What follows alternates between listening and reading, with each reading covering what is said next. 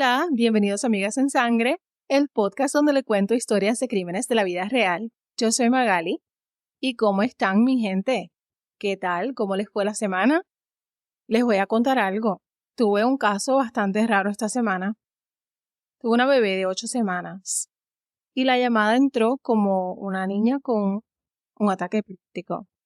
No es raro porque a veces pues los niños le da fiebre y le dan las epilepsias, pero este caso era un poco más raro. Llegamos a la escena, una casa grande, bonita, limpia, nada distintivo con ella que no hubiese levantado alarmas ni nada de eso. Entonces, la niña era así tan pequeñita, tan frágil. Nos ponemos a chequearla.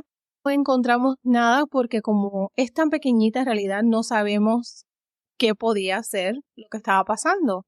Lo que yo sí notaba era que la niña era así como, estaba como un robot.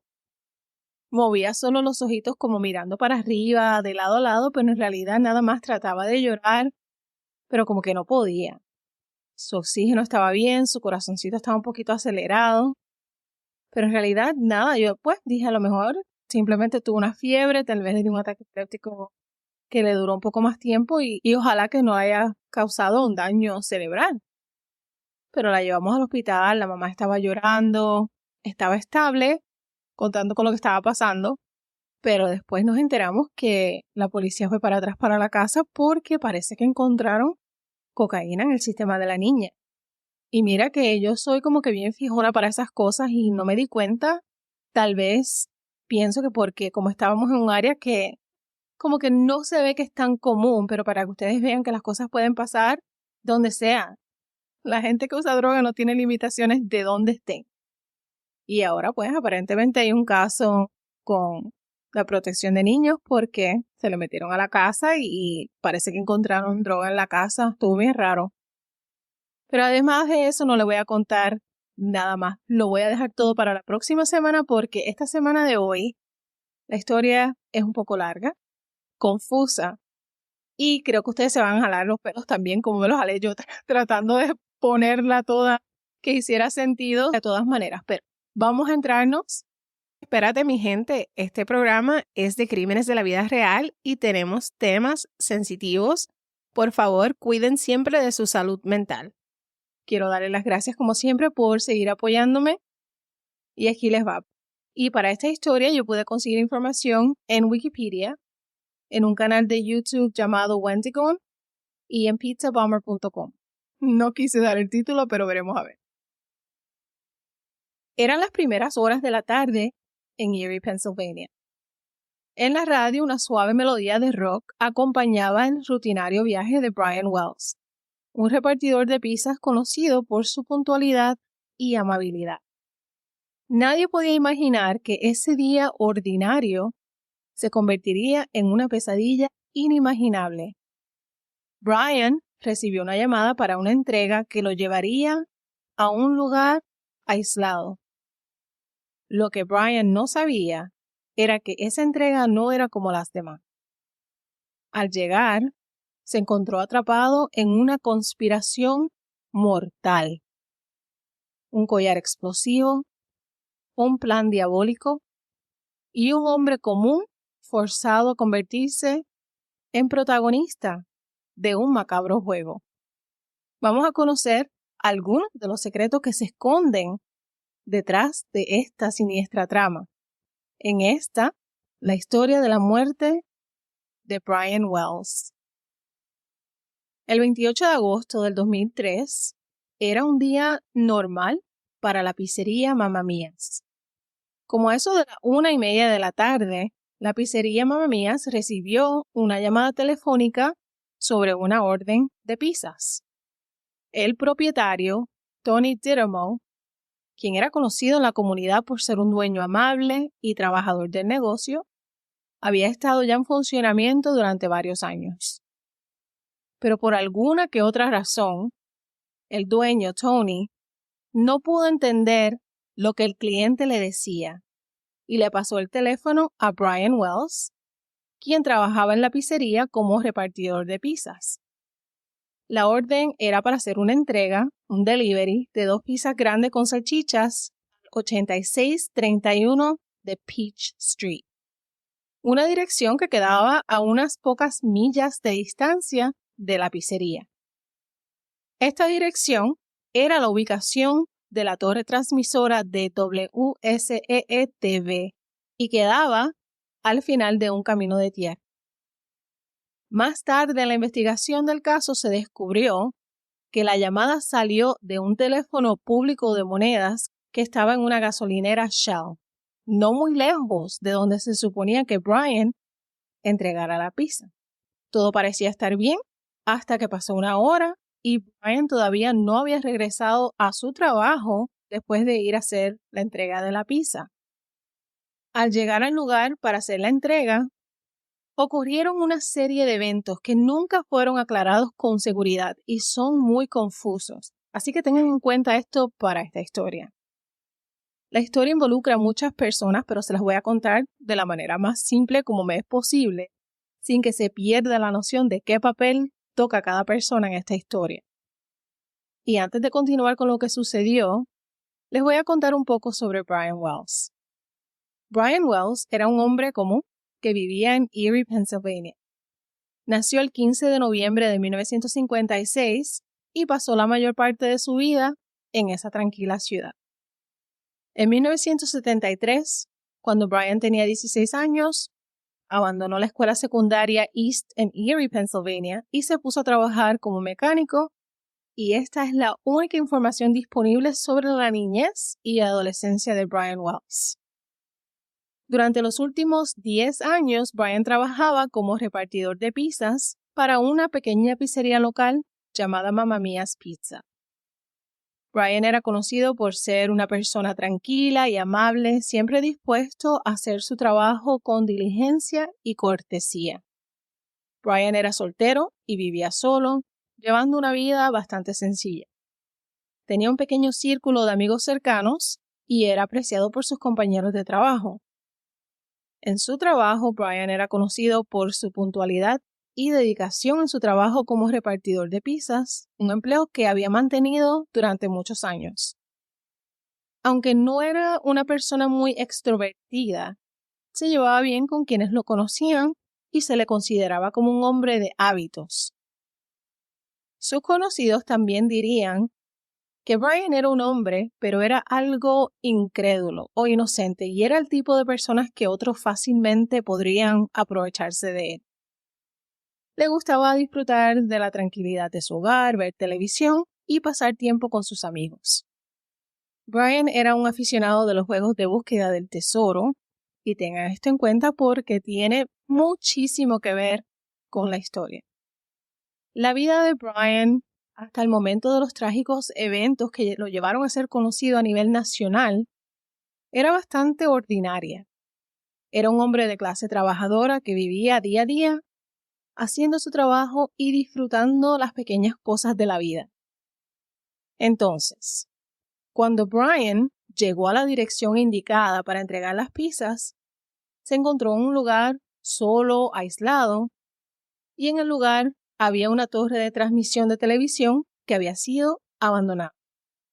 Pero fue en este lugar donde esta entrega, la historia, todo tomó un giro siniestro. Según la investigación, Brian fue abordado por un grupo de personas que lo sometieron y le colocaron un collar bomba alrededor del cuello. El collar estaba armado con explosivos y tenía un temporizador. Brian fue informado que debía seguir una serie de instrucciones específicas para poder desactivar la bomba. Estas instrucciones incluían cometer un robo en un banco y después realizar una serie de tareas o pasos adicionales por el pueblo para encontrar y recuperar las claves, llaves y combinaciones que lo llevarían a poder liberarse del dispositivo. Aproximadamente a las 2:30 de la tarde, Brian entró en el banco PNC en Peach Street en Erie, en el mismo pueblo.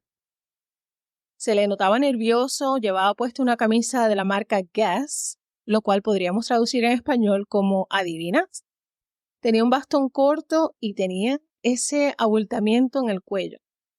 Cuando Brian llegó al mostrador, le entregó una nota larguísima a un cajero en la que demandaba una suma de $250,000 y le dijo al cajero que reuniera a las personas que tenían acceso a la bóveda y que lo hicieran rápido porque solo tenían 15 minutos para cumplir la orden. Se levantó su camisa y les mostró el collar que llevaba, pero les explicó que él era un rehén obligado a cometer ese robo al banco. El personal del banco, obviamente aterrorizado, cumplió con sus demandas, pero solo hasta cierto punto, porque no había manera de abrir la bóveda en el tiempo requerido, y le entregaron lo que tenían, lo cual fue un total de $8,702. Brian agarró el bolso y salió de lo más tranquilo del banco, hasta agarró una paleta, chupetín, chupa chups, como quieran llamarle, se metió en su carro y se fue. A las 2:38 de la tarde, un testigo llamó al 911 desde el banco y denunció que un hombre salió del banco con una bomba o algo enrollado alrededor del cuello, y esta fue la primera llamada de emergencia que se conoció por el incidente. Según testigos en el banco e imágenes de vigilancia después de ingresar al banco, Brian esperó en la fila y cuando llegó al mostrador empezó a chuparse una paleta. Parecía confiado cuando salió del banco blandiendo su bastón y la bolsa de dinero, y según un testigo que parecía como Charlie Chaplin. ¿Sabemos quién es Charlie Chaplin, verdad? Ok, seguimos.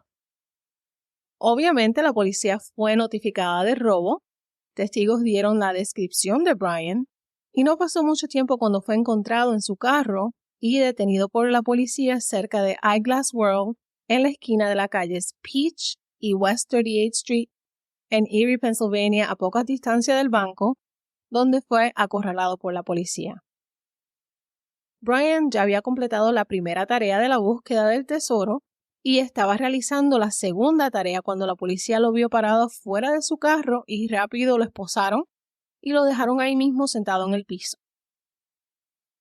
Los agentes de policía que respondieron no intentaron desarmar el dispositivo, sino que se concentraron en limpiar el área inmediata de peatones y asegurándose de que Brian no pudiera detonar el dispositivo, y lo interrogaron un poco en el mismo lugar.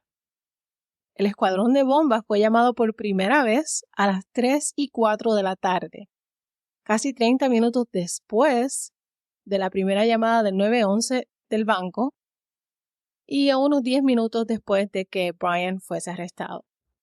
Brian, sentado en el suelo, con las manos esposadas detrás de su espalda, intentaba explicarle a los oficiales su situación desesperada y rogaba que alguien lo ayudara a desactivar la bomba.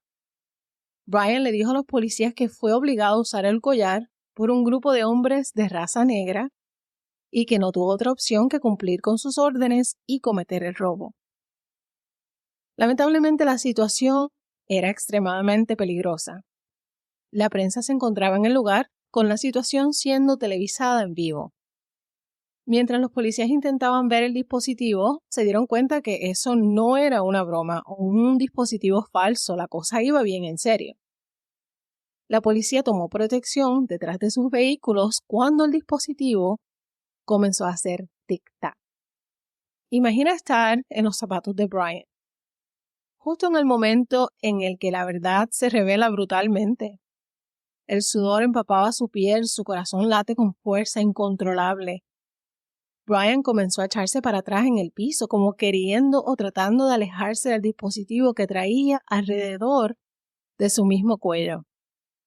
La ansiedad lo consume, cada segundo se siente eterno, y de repente una luz brillante lo envuelve solo para dar paso a una oscuridad sofocante. La desesperación lo asfixia mientras lucha por comprender lo que está ocurriendo. Pero los expertos en dispositivos no llegaron a tiempo a salvar a Brian, porque a las 3:18 de la tarde, desafortunadamente el dispositivo detonó antes de que pudiera ser desactivado, resultando en la trágica muerte de Brian Wells ahí mismo donde estaba. Debido a una malfunción televisiva, la detonación no fue televisada en vivo, pero ya los videos existían y fueron publicadas en las redes. Y es por esta razón que existen muchos videos de lo que sucedió, del momento en el que detonó la bomba. Muchos creen que parece que ese fue el momento en el que Brian realmente cayó en cuenta de que la bomba que traía era real. La detonación causó lesiones catastróficas en el cuello y cabeza de Brian, causando un agujero de 5 pulgadas en su pecho. Brian murió casi instantáneamente. 3 minutos más tarde llegó el escuadrón de bombas.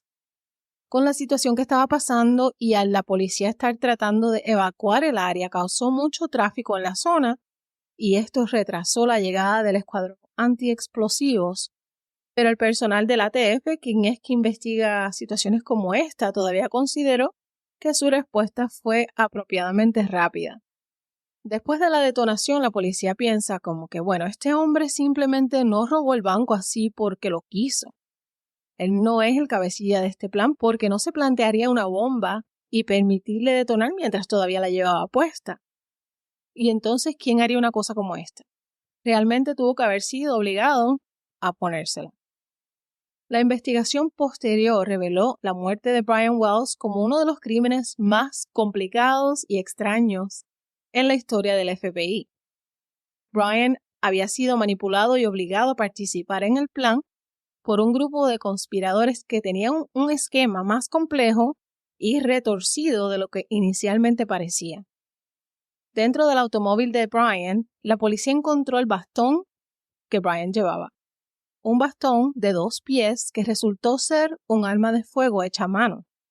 También encontraron 9 páginas de unas instrucciones escritas a mano dirigidas a bomb hostage o para el rehén de la bomba, indicándole que robara el banco. Pero las instrucciones también incluían una búsqueda del tesoro, enumerando una serie de tareas estrictamente y complicadas, programadas para recolectar las llaves que supuestamente retrasarían la detonación y eventualmente desactivarían la bomba. Yo no me quiero imaginar lo que Brian estaba pasando en ese momento, qué estaría pasando por su cabeza, porque imagínate, bendito, uno con el desespero y después 9 páginas, uno con los nervios. No. Las páginas advertían que Brian estaría bajo vigilancia constante y que cualquier intento de contactar a las autoridades resultaría en la detonación de la bomba. Una de las notas decía, y cito, "Esta bomba poderosa solo puede ser removida siguiendo nuestras instrucciones. Actúa ahora, piensa después o morirás". Y después habían unos garabatos al final de las instrucciones. Pero ¿quién pudo haber sometido a Brian a una situación tan cruel? Otra de las notas decía que después de salir del banco tenía que ir a un McDonald's y debía colocar una cinta naranja alrededor de una boca de incendio como señal de que el banco había sido robado con éxito. Brian estaba siendo enviado a una búsqueda del tesoro, pero esto no era un juego, esto era de vida o de muerte. La policía inició su investigación en el lugar donde Brian les dijo que le habían puesto el dispositivo, en la torre de televisión, y allí encontraron impresiones de neumáticos. El suelo daba la impresión de que hubo como un enfrentamiento, un forcejeo, y que parece que Brian intentó evitar que le pusieran el dispositivo. Encontraron la huella del zapato de Brian, comprobando que él sí estuvo ahí. La primera instrucción para Wells era entrar al banco y robar esa cantidad específica de dinero, y las notas detallaron lo que él tenía que decirle a los empleados del banco y cómo comportarse para asegurarse que tomaran en serio la amenaza. Después de robar el banco, la nota decía, sal del banco con el dinero y ve al restaurante McDonald's y sal de tu vehículo y ve donde está el señal pequeño que dice drive-thru abierto 24 horas.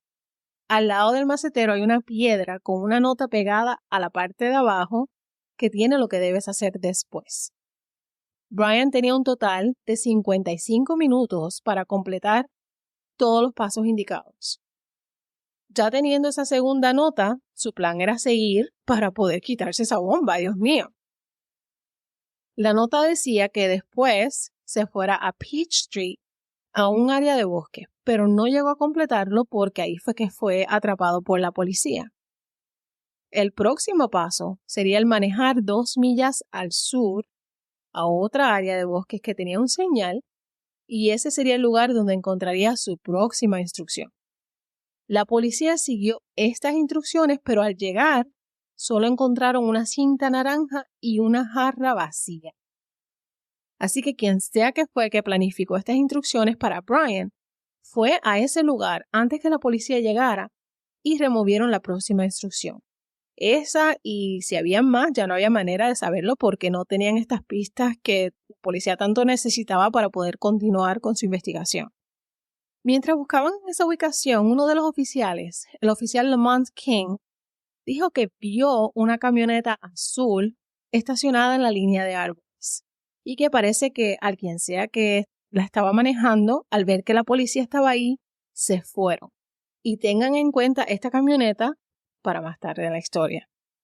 La policía chequeó la casa de Brian, no encontraron mucho, pero encontraron el número de teléfono de una mujer que era una sexoservidora de nombre Jessica Hupsik, a quien aparentemente Brian llamaba con frecuencia. ¿Me siguen hasta ahora? Ok, espero que sí. El 31 de agosto, solo 3 días después del robo al banco y de la muerte de Brian, escuchen qué cosa. Robert Panetti, otro repartidor de la misma pizzería y compañero de trabajo de Brian, murió en su casa de lo que aparentaba ser una sobredosis de drogas. Robert sí tenía un historial de uso y abuso de drogas, lo cual deja la posibilidad de que sí puede que haya sido una sobredosis accidental. Pero lo que era más sospechoso de esto para los investigadores es que ellos habían ido a la pizzería para entrevistar a Robert el día antes, el sábado 30. Pero Robert no quiso hacer la entrevista porque estaba trabajando y pidió posponer la entrevista para el lunes. Pero él murió justo la noche antes de ser entrevistado por la policía. Y si le soy sincera, a mí me da la espina de que a él lo asesinaron para callarlo. Pero investigadora no soy.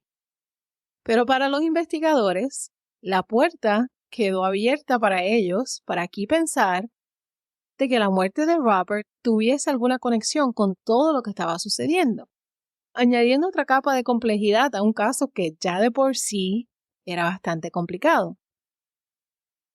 Este era el caso más sonado en Erie, Pennsylvania en ese tiempo, con unos giros que el protagonista de la historia murió y la policía no tenía pista de quién estaba detrás de esto.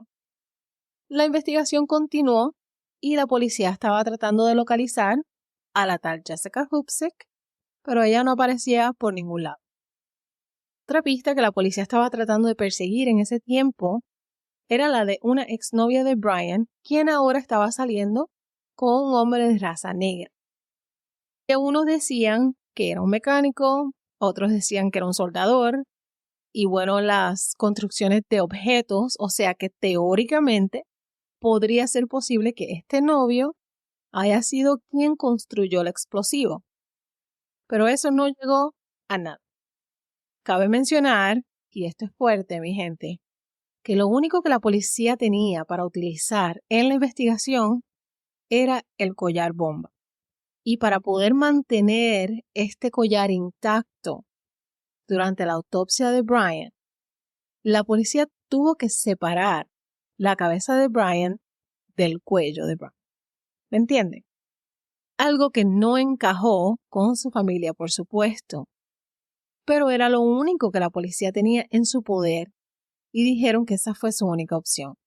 Mientras que la policía estaba tratando de construir un caso, deducen que esto no fue solo un robo de banco, sino que fue un juego macabro, siniestro. Porque hay otras formas más fáciles para robar un banco que podrían asegurar más que la persona reciba el dinero, ¿no? Pero, amigao, aquí se complica aún más la historia. 3 semanas después, la policía recibió una llamada de un hombre llamado Bill Rothstein. Y este hombre tenía una información muy interesante. Bill llamó a la policía para decirles que él tenía un cuerpo de un hombre en su congelador en su casa, ubicada en el 8645 de Peach Street.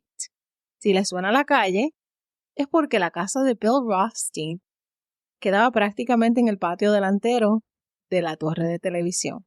Exacto, el lugar a donde Brian Wells fue a entregar la pizza. Rothstein era un hombre de mantenimiento y profesor de taller a tiempo parcial.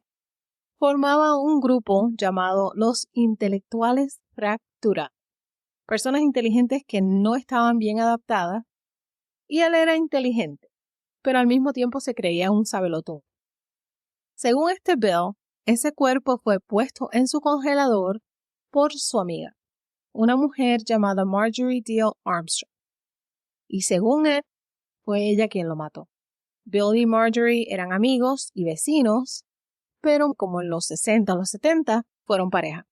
Y cada vez que ella lo llamaba, él como un perrito faldero detrás de ella. No podía decirle que no.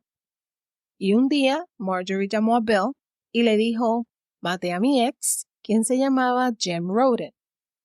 Pero ella necesitaba un lugar donde esconder su cuerpo y una forma de deshacerse del arma que ella utilizó, y él la ayudó guardando el cuerpo en el freezer y derritió el arma. Entonces Bill, como era tan buena gente y tan buen amigo, o tal vez porque le tenía miedo a Marjorie, pero después de ella haberle pagado $2,000 para guardar el cuerpo y limpiar la escena del crimen, él le estaba haciendo el favor de mantener ese cuerpo en su congelador. Por una que otra razón, en ese momento Bill tomó la decisión de llamar a la policía para darles esa información. Según Bill Rothstein, él estuvo de acuerdo con Marjorie hasta el punto en que ella le continuó insistiendo que ella quería usar un triturador de carnes para deshacerse del cuerpo. Y ya Bill no pudo más con eso y contactó a la policía. La policía llegó a su casa. Y no sé si ustedes han visto el documental titulado Evil Genius en Netflix. Mi gente, si no lo han visto, tienen que verlo porque es el documental de esta historia completa en 4 episodios. Mientras tanto, yo les explico un poco aquí, pero tienen que ir a ver. La policía llegó a la casa y fueron a la casa de los dos.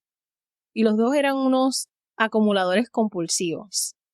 Y esas casas, las dos eran un desastre, sucias, olían feísimo, llenas de porquerías con tanta basura que no se podía ver ni el piso. Marjorie tenía 400 libras de mantequilla y 700 libras de queso podrido. Ay, Dios mío. Ese es de perro por el piso y así mismo, imagínense cómo olía su casa. Así mismo olía ella. Y esto no es porque ella era una mujer pobre ni nada de eso, porque la mujer tenía dinero. Pero entre todo y ese reguero encontraron el freezer y el cuerpo dentro de él.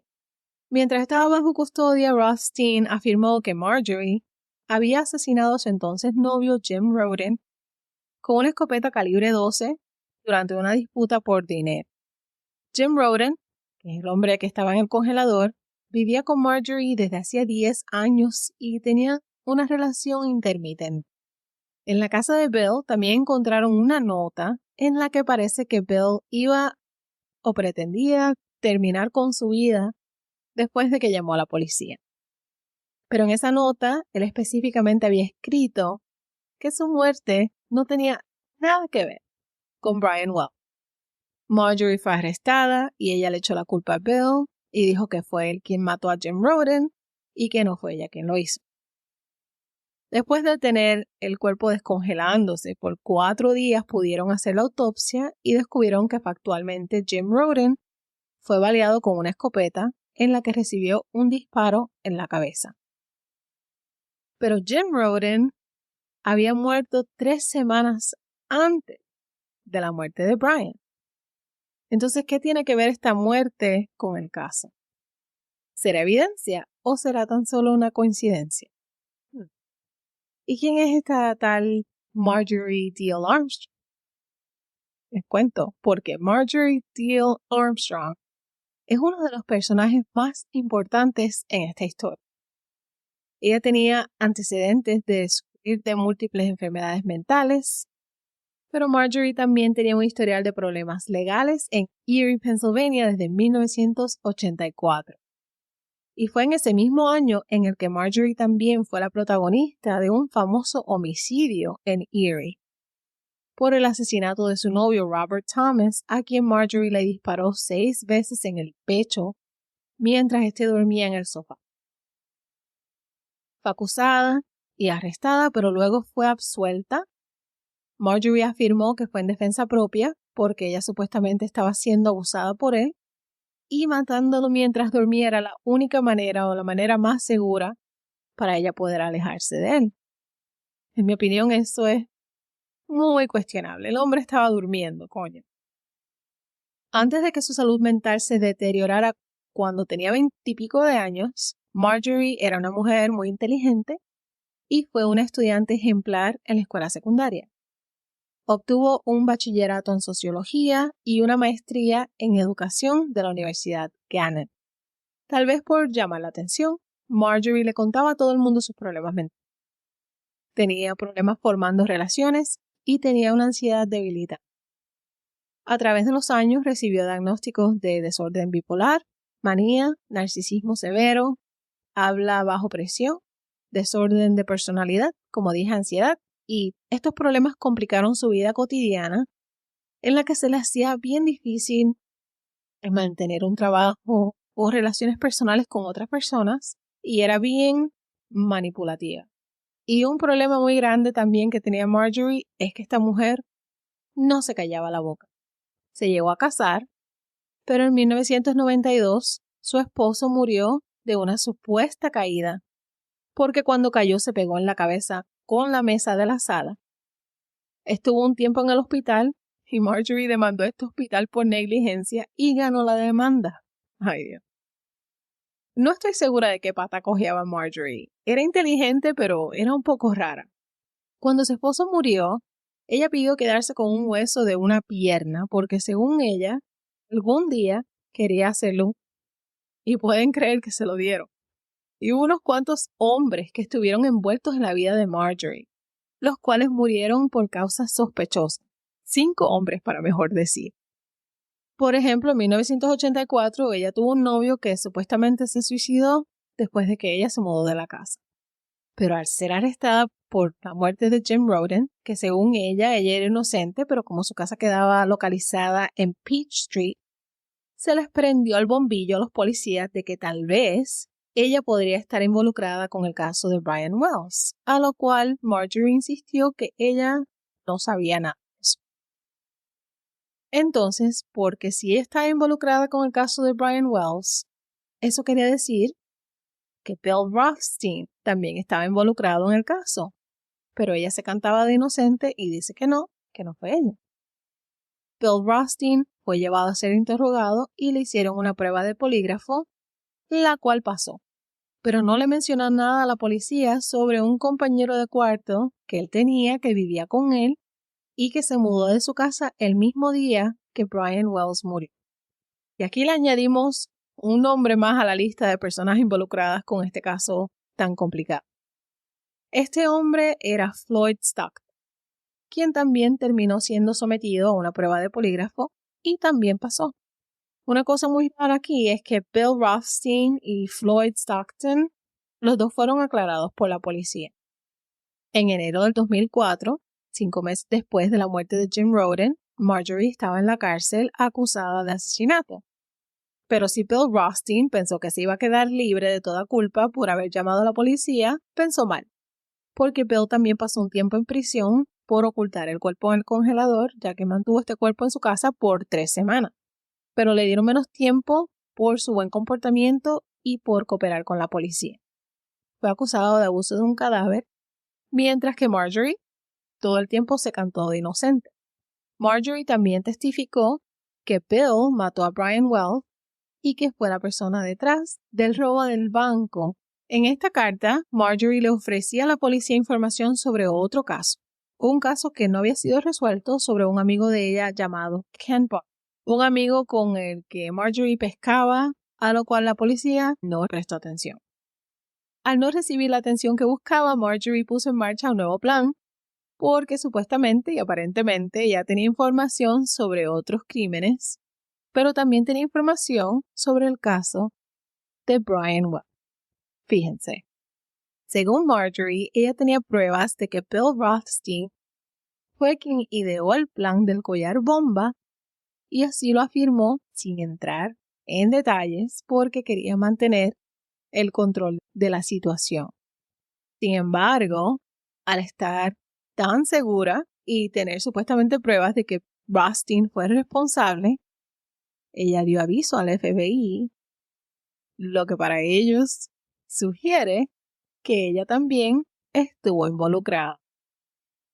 En este punto, el FBI emitió una orden de allanamiento para registrar sus pertenencias. Durante el allanamiento, el FBI encontró una carta dirigida al banco. Anteriormente, Marjorie no tenía una buena relación con su papá.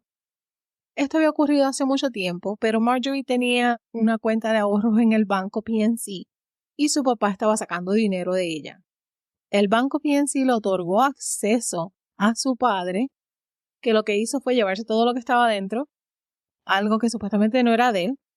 Él no tenía nada que ver con esta cuenta de ahorros, pero como fue el banco quien le dio acceso, esto generó un resentimiento en Marjorie hacia el banco. Van cayendo en cuenta porque se van atando cabos. Eventualmente, después de proveer más información al FBI, Marjorie fue trasladada de la prisión de Erie County a la institución correccional estatal de Cambridge Springs en el año 2005. Pasó de una prisión de máxima seguridad a una prisión de mínima seguridad, porque según ella quería estar más cerca de su abogado, porque él no podía seguir manejando de un lado para otro cada vez que ella quería verlo en la prisión donde ella estaba. Durante una serie de entrevistas, Marjorie admitió haber proporcionado los cronómetros de cocina utilizados para la bomba y afirmó que Rothstein planeó el complot y que Wells había estado directamente involucrado en el plan. ¿Qué ustedes creen de eso? Un dato de información que Marjorie le dio al FBI fue que después del robo del banco fue el que Bill Rothstein, quien tenía una van azul, la remolcó de la casa y no la trajo de vuelta hasta que no fue aclarado por la policía.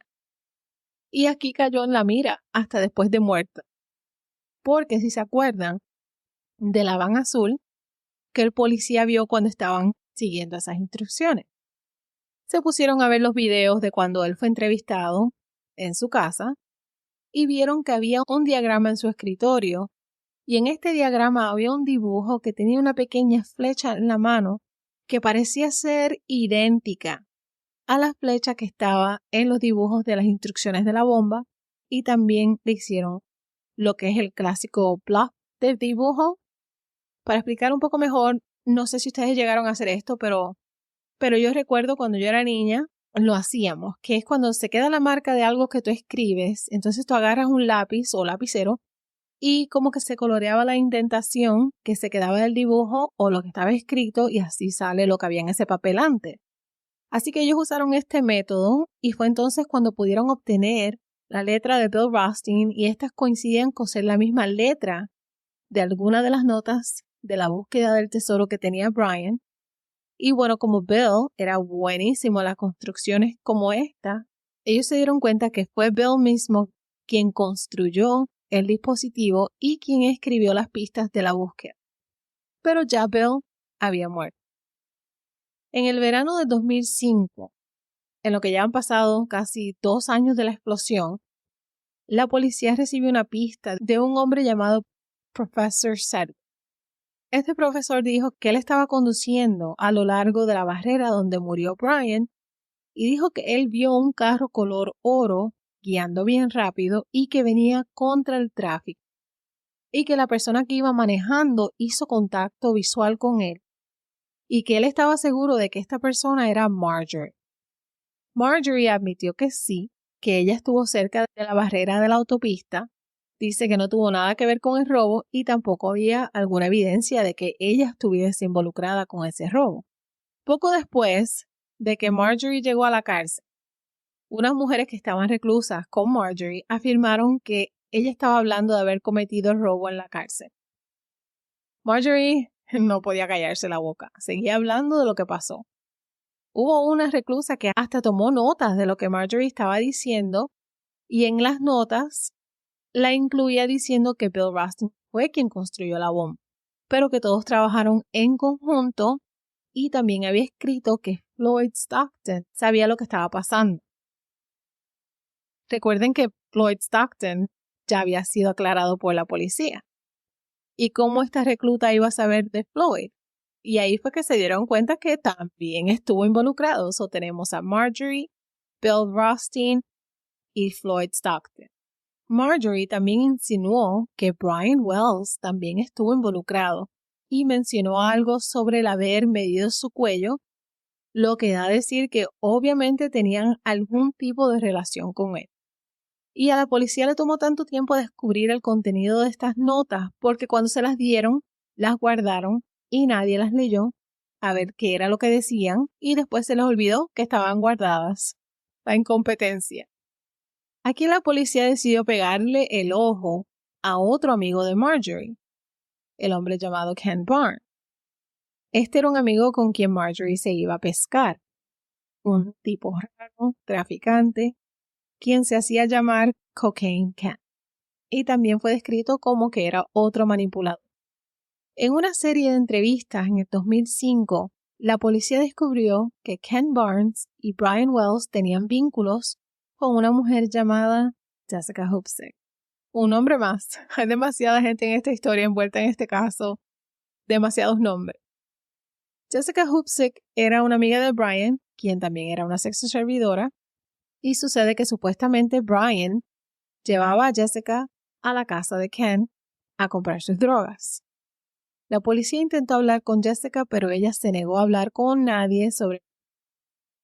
A finales de 2005, Barnes, que estaba en prisión por cargos de drogas no relacionados, fue entregado por su cuñado después de revelar detalles del crimen. O sea, él le contó al cuñado y el cuñado lo choteó, por lo que las autoridades terminaron haciendo una orden de registro a la casa de Barnes. Y esta casa también estaba asquerosa, peor que la casa de Bill, con heces de perro en el piso, y no encontraron nada en particular que apuntaba al robo del banco, pero sí encontraron revistas que hablaban sobre cómo construir objetos electrónicos y pensaron que tal vez con eso tenían un caso y que eso podía ser usado como evidencia. Y es por esto que la policía lo presionó, hasta que él terminó confesando que Marjorie fue quien planeó todo y lo invitó a él a unirse a este robo del banco, que después ella iba a usar ese dinero que obtuvieran del robo para pagarle a Ken para que matara a su papá, porque ella todavía tenía mucho coraje con él por lo de la cuenta del banco. ¿Qué revoló? ¿Qué reguero es este? Supuestamente su papá iba a regalar su herencia, que ella creía que le pertenecía por derecho, y estaba enojada por esto. Así que pensó que esta era la única manera de vengarse de él. Ella pensaba que al su papá morir, ella iba a heredar su dinero, pero su papá mismo dijo que ella no estaba nombrada en su herencia. El 9 de diciembre de 2005, Ken Barnes admitió que él estaba involucrado por completo en el robo del banco, dijo que un grupo de ellos estaba involucrados y que Marjorie era la líder de todo el asunto, la mente maestra detrás de todo el plan.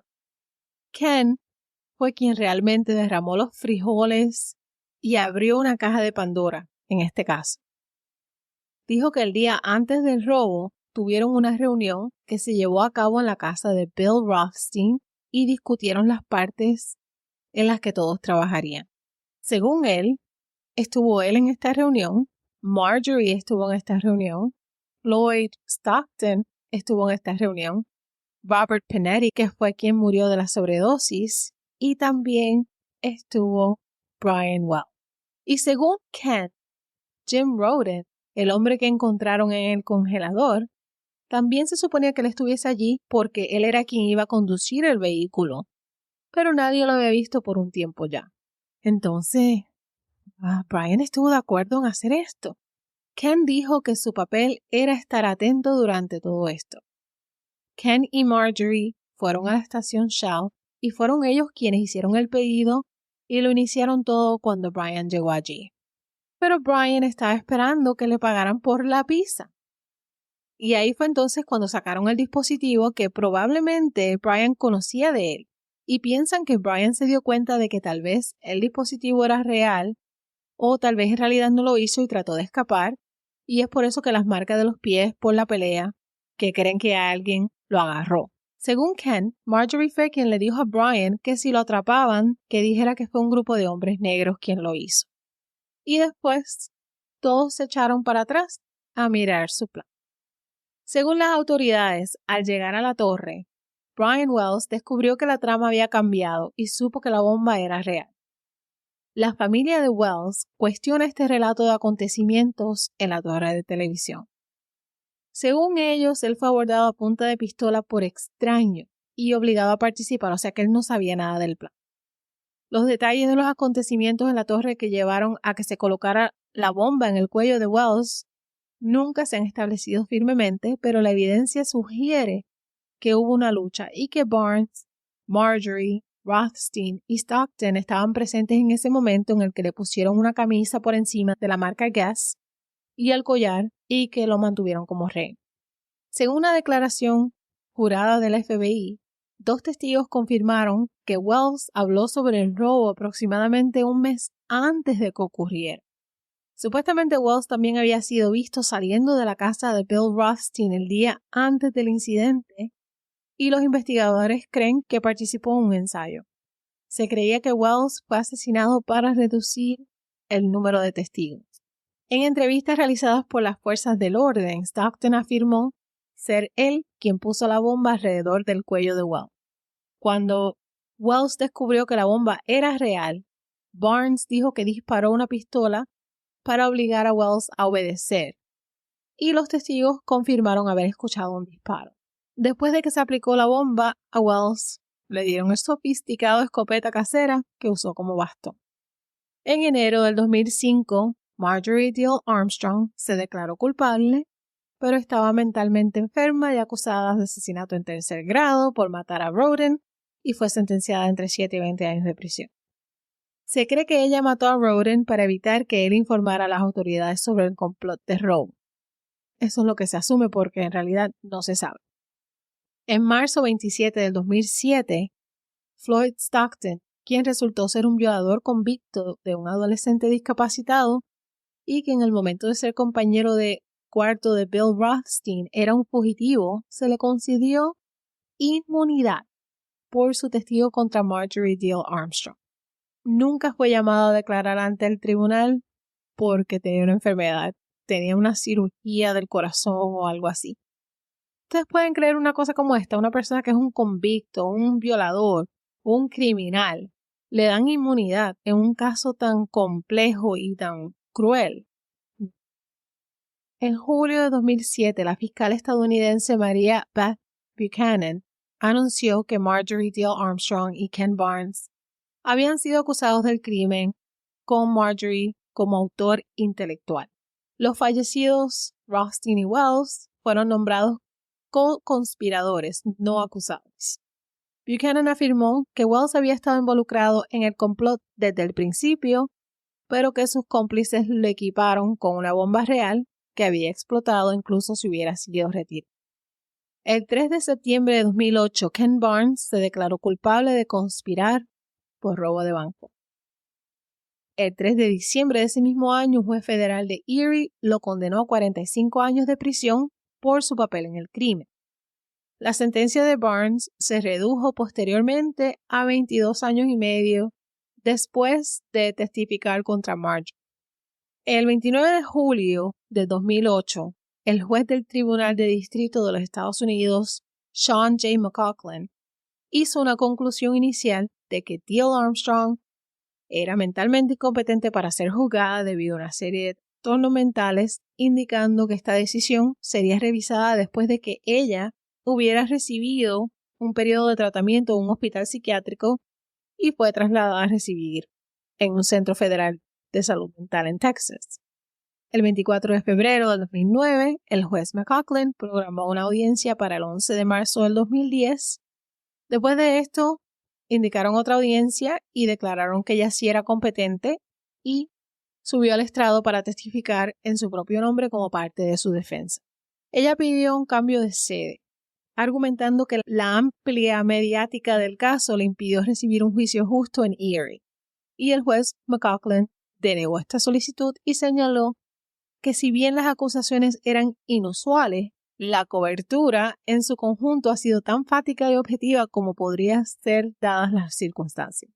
El 1 de noviembre de 2010, Marjorie Diehl Armstrong fue declarada culpable de robo a un banco a mano armada, conspiración para cometer un robo a un banco a mano armada y por utilizar un dispositivo destructivo para cometer un delito. En febrero de 2011 fue condenada a vida en prisión, que se cumpliría consecutivamente con la pena de prisión impuesta en 2005 por el asesinato de Jim Rohde. En noviembre de 2012, el Tribunal de Apelaciones del Tercer Circuito afirmó su convicción. En enero del 2013, la Corte Suprema de Estados Unidos negó su petición de certiorari, negándose a escuchar ese caso.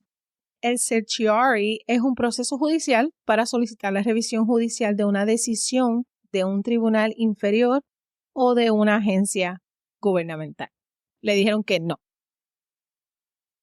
La participación de Wells en la trama es un motivo de mucha controversia. Los investigadores concluyeron que Wells participó voluntariamente en el robo, pero que le dijeron que la bomba era falsa. No sé, yo estoy confundida, la verdad. No sé qué creer, no sé qué pensar. Muy confundida con la historia. Marjorie Diehl Armstrong murió de cáncer de mama en prisión a los 68 años el 4 de abril de 2017. Ken Barnes sufría de diabetes y murió en prisión el 20 de junio de 2019 a la edad de 64 o 65 años. Floyd Stockton murió de insuficiencia respiratoria aguda en Bellingham, Washington. Tenía algunos 74 o 75 años y su muerte se consideró accidente. Y aquí prácticamente todas las personas envueltas en esta historia están muertas, excepto uno. La persona a quien la policía estuvo buscando durante todos estos años y no aparecía. Y esa persona es Jessica Hoopsick. En el 2008, Jessica Hoopsick confesó en el documental de Netflix, Genio Malvado, Evil Genius, que ella preparó a Brian Wells, quien era considerado ser una presa fácil para participar en el crimen, al proporcionar su nombre calendario de entrega a Ken Barnes a cambio de dinero y drogas. Ella dijo que Brian Wells no tenía conocimiento del robo. Esta historia es bien confusa. Envuelve muchas personas. En realidad no se sabe quién estaba diciendo la verdad y quién no. Todos están muertos, pero uno murió de una forma tan trágica que yo no sé cómo una persona en su mente sana pueda aceptar un juego como este. No sé si él confiaba en ellos tanto o si la verdad le mintieron, pero muchas personas dijeron que él podría ser engañado muy fácilmente. Y es muy triste que esto ocurrió. Muy triste y al fin del día Marjorie no recibió el dinero, no recibieron nada, no llegó a nada, no terminó nada, solo muerto. Y ya. Espero que hayan entendido esta historia porque mira, esta historia me tomó mucho problema para poder llevarla en el orden de los acontecimientos. Vean el documental de Netflix Evil Genius, es buenísimo, vale la pena sus 4 episodios, la verdad. Yo utilicé este programa de lo que me acuerdo, porque hace tiempito ya que lo vi, pero quiero verlo otra vez, porque me interesa mucho como ver qué me faltó mencionar. Así que si ustedes lo ven y ven que me faltó mencionar algo, mándenme un mensaje a amigasensangre@gmail.com o déjenmelo saber en Amigas en Sangre Podcast Fans en Facebook. Como les he dicho antes, este grupo es privado. Pueden enviar la solicitud, yo se las acepto y nadie sabe que usted está aquí, solo si la otra persona también está aquí. Pero nos vemos la próxima semana. La próxima historia no es tan complicada, triste, pero sencilla. Y esta, mi gente, fue la muy complicada y confusa historia de la muerte de Brian Well. Que en paz descanse, pobrecita. Y en la eternidad se sabrá, la verdad, me imagino. Porque aquí en la tierra no se va a saber. Y bueno, mi gente, nos vemos en la próxima semana. Cuídense mucho, los quiero. Muchas gracias por seguir apoyándome. Cuídense, amigas en sangre. Bye.